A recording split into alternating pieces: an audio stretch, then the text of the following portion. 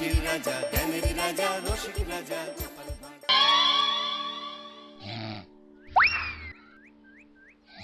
এই তো সুযোগ, একদম পরিষ্কার হাতটা দেখা যাচ্ছে। এবার আমার শিল্পী হাতের কাজটা দেখাই।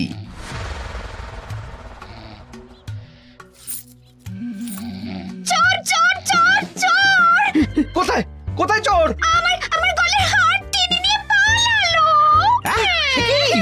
এই তো কদিন আগে গড়িয়ে দিলাম। যাও না, গিয়ে চোরকে ধরো। ওই তো দেখা যাচ্ছে। এই বেটা দাঁড়া বলছি, হাতে পেলে না পিঠ গরম করে ছেড়ে দেবো। হাতে এলে তো এই এই এই বেটা দাঁড়া বলছি। এই বেটা দাঁড়া বলছি, দাঁড়া বলছি।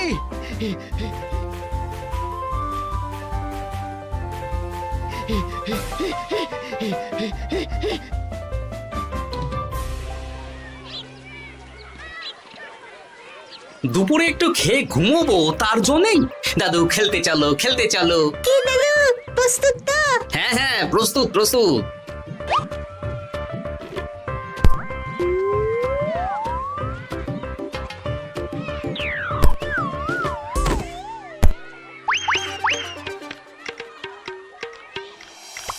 আরে আরে, এ তো পিছু ডাকাত। ধরো বেটাকে, ধরো ধরো। আমার গিন্নির গয়না চুরি করে পালাচ্ছিল, ওর ট্যাকেই পাওয়া যাবে। ধরো। এটা মন্ত্রী মশাই? হ্যাঁ এটা। চোর ধরা পড়েছে, এটাই বড় কথা। শুনুন, এখন একে রাজবাড়ি নিয়ে যাই, কাল এর বিচার হবে।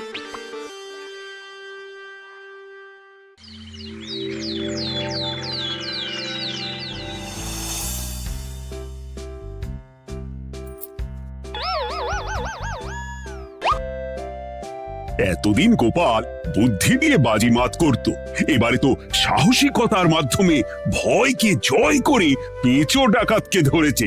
মানছি যে গোপাল আমার গিন্নির হার ফিরিয়ে দিয়েছে। বল মেরে ডাকাত চোর আমিও ধরতে পারি, এটা এমন কোনো সাহসের কাজই না। ঠিক আছে গোপাল, তুমি কিছু বলতে চাও? হ্যাঁ, বলতে চাই মহারাজ, আমি এই কৃতিত্বের ভাগীদার একা হতে চাই না। কারণ ন্যাপলা বলটা করেছিল বলেই আমি চালিয়ে খেলেছিলাম, আর ওই বল সোজা গিয়ে পড়ে পেঁচোর মাথায়। আর পেঁচু ডাকাত অক্কা যায়। এই তো সাহসিকতা, তুমি তো ওখান থেকে ভয়ে পালিয়ে যাওনি। আমি আবার বলছি, তোমার মতো সাহসী লোক যতদিন কৃষ্ণনগরে আছে ততদিন আমি নিশ্চিন্ত।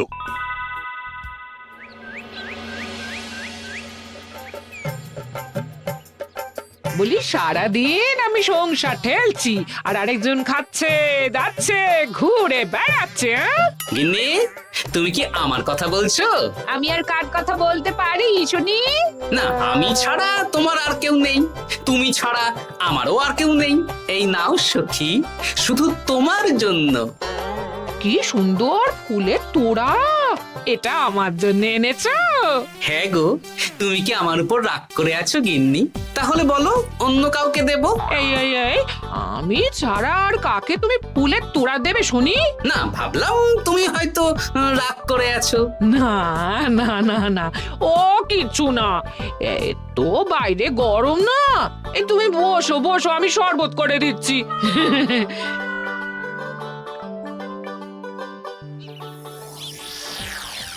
পুরো পরিকল্পনাটাই গোপাল চৌপাট করে দিল। এবার তাহলে কি করবি? ভাবতে হবে। পেঁচো ধরা পড়েছে বলে তো আর আমরা হাত পা গুটিয়ে বসে থাকতে পারি না। না, ঠিক বলেছিস, অন্য কিছু একটা করতে হবে। গোপাল গোপাল গোপাল, এই গোপাল আমার কপালটা পুড়িয়ে দিল। সবার সামনে মহারাজ গোপালকে পুরস্কার দিচ্ছে। উফ, তোমার মনে এখনো অস্বস্তিটা কিসের? সমস্যাটা কোথায়? আমিও তো এরকমই একটা সুযোগ খুঁজছিলাম, যেখানে গোপালের মতন একটা সাহসিকতার কাজ করব, আর মহারাজ আমার প্রশংসায় পঞ্চমুখ হয়ে উপহার দেবেন, আর সবাই হাততালি দেবে। মহারাজকে গিয়ে বলো, গোপাল সামান্য একটা বল মেরে সাহসিকতার সম্মান পেয়ে গেল, তাই তুমিও একটা কিছু করে দেখাতে চাও। ঠিক বলেছো, আমাকেও এরকম কিছু একটা করে দেখাতে হবে। হাত গুটিয়ে বসে থাকতে পারবো না। হ্যাঁ, এমনিতেই ইদানিং তুমি চাইছো কি তুমি? আসলে এতদিন তোমার আরো দুটো হাত বটা আর ঘটা তোমার সাথে তালে তাল মিলিয়ে কাজ করতো, এখন তো ওরাও নেই। নেই না, ওই আপদ দুটোকে বিদেয় করে দিয়েছি। দিন দিন লোভ বাড়ছিল, জীব লম্বা হয়ে যাচ্ছিল। বেশ, তাহলে কালকে মহারাজকে বললো তোমার মনের কথা। কালকেই বলবো।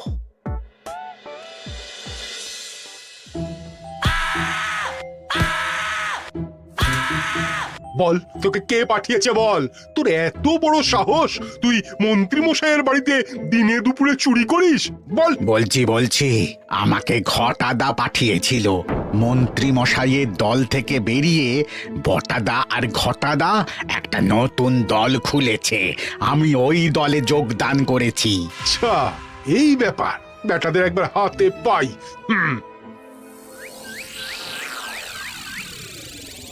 বটা বটা আমাদের খুব সাবধানে থাকতে হবে কিন্তু। কেন রে, কি হলো? কানাঘুষো আর ওই গোপন সূত্রে খবর পেলাম, মার খেয়ে পেঁচো আমাদের নাম বলে দিয়েছে। বলিস কি? হ্যাঁ রে, কি আর বলবো বল, কাউকেই আর ভরসা করা যাবে না। বেটা ধরাও পড়ে গেল, আবার মার খেয়ে আমাদের নামও বলে দিল। এবার তো মনে হচ্ছে ভূতের মতো লুকিয়ে থাকতে হবে। যা বলেছিস ভাই, তাছাড়া আর উপায় নেই।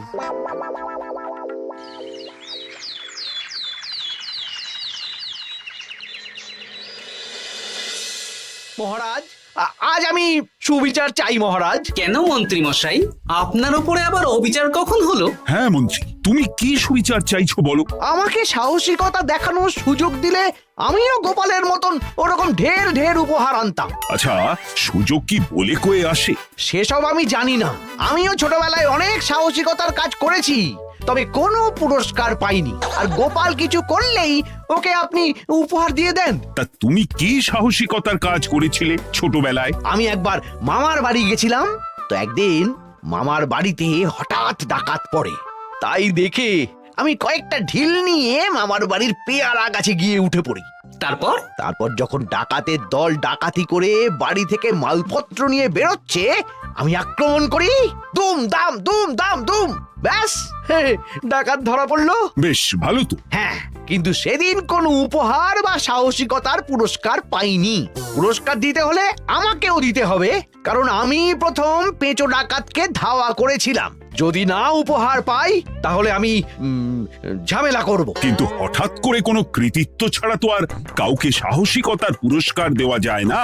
তার আগে কিছু সাহসিকতার কাজ করে দেখাতে হবে, তারপর বিচার বিবেচনা হবে, তারপর তাকে সাহসিকতার পুরস্কার দেওয়া হবে। তাহলে আমাকেও কোনো সাহসিকতা দেখানোর সুযোগ দিন মহারাজ। মন্ত্রী মশাই শুধু একা সুযোগ পাবেন কেন, আমিও দেখিয়ে দিতে চাই আমি কতটা সাহসী বাহাদুর মানুষ। ও বাবা, রাজবৈদ্য সুযোগ পাবে আর আমি কি বসে বসে হাত কামড়াবো? আমিও সুযোগ চাই। তা তোমরা কিভাবে সাহসিকতা দেখাবে শুনি? দেখুন মহারাজ, মানুষ সাধারণত কয়েকটা ব্যাপারে ভীতু, যেমন হিংস্র জন্তু জানোয়ার, সশস্ত্র ডাকাতকে ভয় পায়, আর আর আর ভূতের ভয়। হ্যাঁ, আমার তো মনে হয় সাহসিকতার পরীক্ষা করার জন্য এই তিনটের মধ্যে যে কোনো একটার সাথে মোকাবিলা করতে পারলেই বোঝা যাবে কে কত সাহসী। এটা তোমরা ঠিক বলেছো, কিন্তু ব্যাপারটা হলো জঙ্গলের পশুরা জঙ্গলে যেমন আছে থাকুক, ওদের নিয়ে নাড়াঘাটা করার দরকার নেই। ডাকাত তো গোপাল ধরেছে, এখন পড়ে থাকলো ভূত। মহারাজ, আপনি তাহলে ওই ভূতুড়ে বাড়ি খুঁজুন, তারপর সবাইকে ভূত ধরে আনতে বলুন। দেখি, মন্ত্রীর আবদার মেটানোর জন্য তো তাই করতে হবে।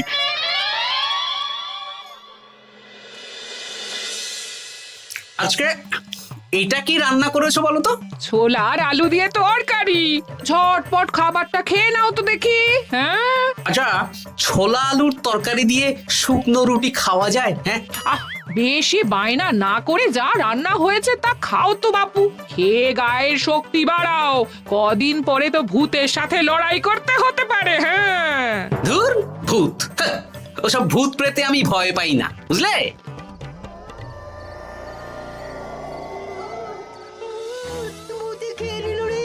কি ভয়ঙ্কর! মহারাজ বাঁচান, বাঁচান!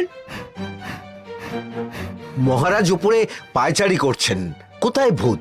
আমি মহারাজের সঙ্গে দেখা করতে চাই। আচ্ছা আচ্ছা, উপরে যান।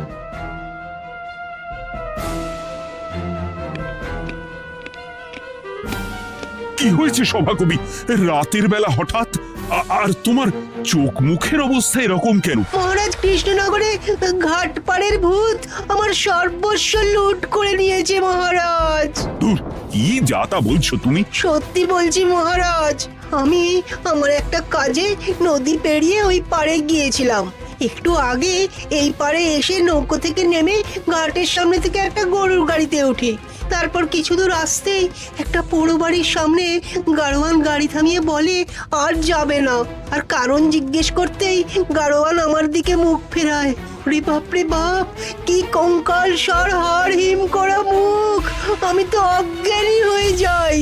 কিছুক্ষণ পর জ্ঞান ফিরলে দেখি আমি রাস্তায় পড়ে আছি, আর আমার সাথে থাকা থলেটাও নেই। তাহলে বলতে চাইছো তোমার থলে ভূতে চুরি করেছে? সেসব আমি জানি না মহারাজ, কিন্তু আমি আমার থলে ফেরত চাই, আর ওই ভূতের শাস্তিও চাই। দিন না। এই সেরেছে, আজ সকালেই রাজসভায় ভূত নিয়ে আলোচনা হলো আর রাতেই ভূত দেখা দিল। এবার ভূতকে আবার কে ধরবে? মহারাজ, আমার থলেতে অনেক দামি জিনিসপত্র ছিল। ঠিক আছে সভাকবি, তুমি এখন বাড়ি যাও। আমি দেখছি কি করা যায়। এই সুযোগে মন্ত্রী, জ্যোতিষী, পণ্ডিতদের সবার একবার করে সাহসিকতার পরীক্ষা নিয়ে নেব।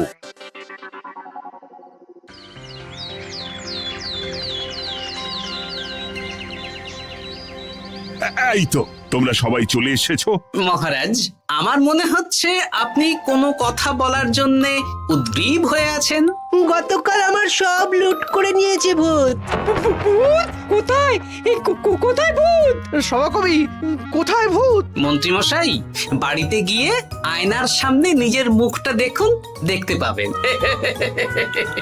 গোপাল, খুব খারাপ হয়ে যাচ্ছে কিন্তু। ওসব খারাপ ভালো পরে হবে। আর মন্ত্রী, বৈদ্য, জ্যোতিষী, তোমরা কালকে বলছিলে না তোমরাও সাহসিকতা দেখানোর সুযোগ চাও?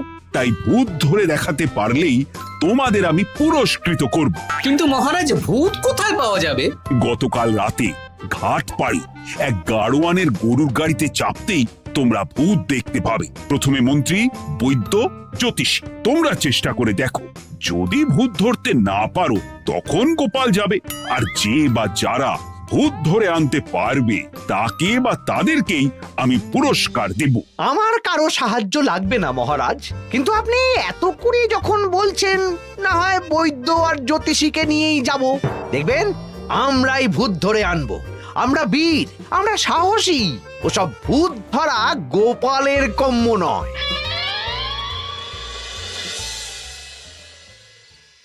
কি মনে হচ্ছে মন্ত্রী মশাই, আমরা আমরা ওই ভূতের দেখা পাবো? আমার কিন্তু হালকা হালকা ভয় করছে, যদি কিছু সর্বনাশ হয়ে যায়। আরে এসব ভূত প্রেত কিচ্ছু নেই।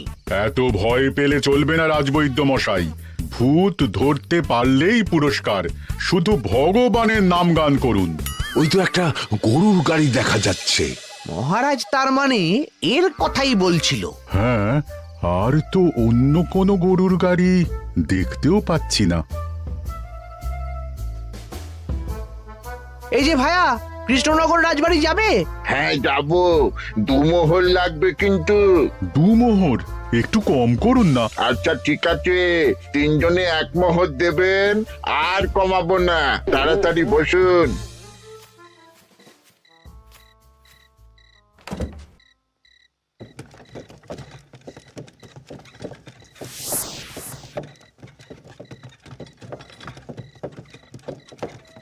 দূর দূর দূর, এতক্ষণ কোনো ভূতই নেই।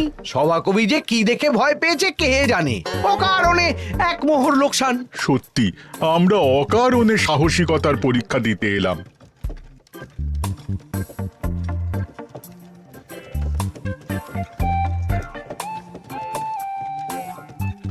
কি এই, এটা কোন রাস্তায় ঢোকাচ্ছ? আরে রাজবাড়ি তো এইদিকে না। এটাই তাড়াতাড়ি যাওয়ার রাস্তা।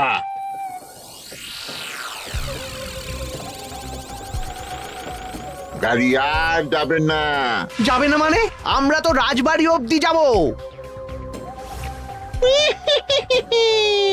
হাতের আংটি পয়সা করি যা আছে বের করে ফেল, নইলে এক্ষুনি চিবিয়ে খাবো। ওরে বাবা, ভূত ভূত পালাও! পালিয়ে যাবে কোথায়? আজ তাদের চিবিয়ে খাবো। ও ঠাকুর, বাঁচাও বাঁচাও ভগবান, বাঁচাও!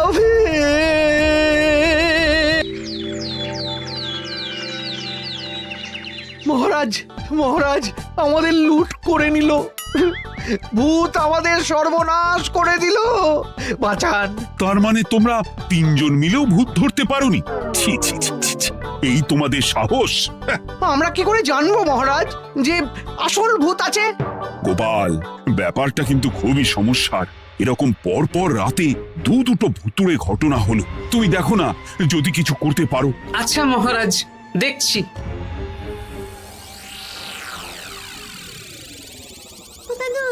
আমার কিন্তু ভয় করছে। শুনলাম কালকে মন্ত্রী মশাইকে ভূতের তাড়া করেছিলাম। আমার মনে হচ্ছে কিছু একটা রহস্য আছে। সে যাই রহস্য হোক, আজ আমরা এর শেষ দেখে ছাড়বো। হ্যাঁ, তারপর আমাদের যদি ভূতে ধরে? তোরা কোনো চিন্তা করিস না, সব ওষুধ আমি এই থলে করে নিয়ে এসেছি। হয়তো ঘাটের কাছে একটা গরুর গাড়ি দেখা যাচ্ছে।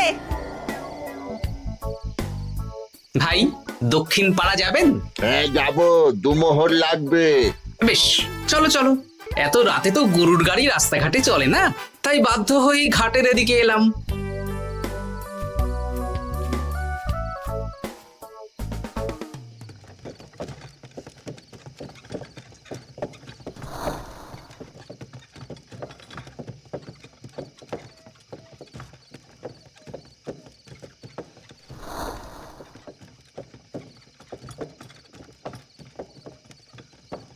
আচ্ছা, অন্য গলিতে নিয়ে আমাদের ভয় দেখানোর মতলব? হ্যাঁ, ঠিক আছে, এগুলো চুপি চুপি চাপিয়ে নে, আমিও পড়ছি।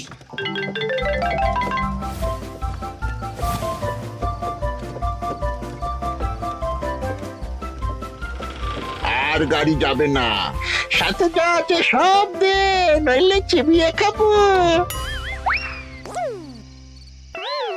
তুই কে রে? তোকে সব দেব? ভূত বাঁচাও, বাঁচাও! তুই কি ভেবেছিস? তুই নকল ভূত সেজে লোকেদের ভয় দেখাবি, আর আমরা চুপচাপ বসে থাকবো? তোর পাপের ঘোড়া পূর্ণ হয়েছে, আজ কেউ তোকে বাঁচাতে পারবে না। এবার মজা সামলা। চলে গেল রে, চলে গেল রে, সাড়ে চলে গেল। কি চুল করছিস বাচ্চা, তুই আয়। চলে গেল রে, চলে গেল রে, সাড়ে চলে গেল। এই, ঘটাকে ডাকছিস মানে? তুই মানুষ বটা। ওরে বাবা রে, বাঁচাও! তোদের ধরে নিয়ে যাব, কাল সকালে বিচার হবে।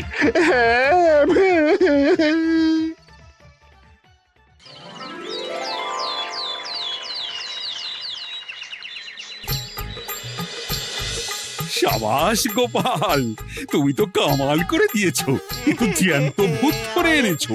আমি তো এদেরকে খুঁজছিলাম। হ্যাঁ, এরাই তো পেঁচোকে পাঠিয়েছিল মন্ত্রী মশাইয়ের বাড়ি চুরি করতে। হ্যাঁ, তার মানে গতকাল বটা? আমি তোদের ছাড়বো না। সত্যি গোপাল, এবারেও তুমি বাজিমাত করে দিলে। আচ্ছা, তুমি একটু ভয় না পেয়ে এদের ধরলে কি করে? যখনই শুনলাম ভূত জিনিসপত্র সোনাদানা লুট করছে, তখনই বুঝতে পারলাম এটা ভূত না, মানুষ। তাই কাঁটা দিয়ে কাঁটা তোলার জন্য আমি আর আমার নাতি নাতনিরা ভূত সেজেই মানুষরূপী ভূতকে জব্দ করলাম। সত্যি গোপাল, তুমি সাহসী বীর পুরুষ। তোমার সাহসের কাছে বাকিরা তো নস্যি।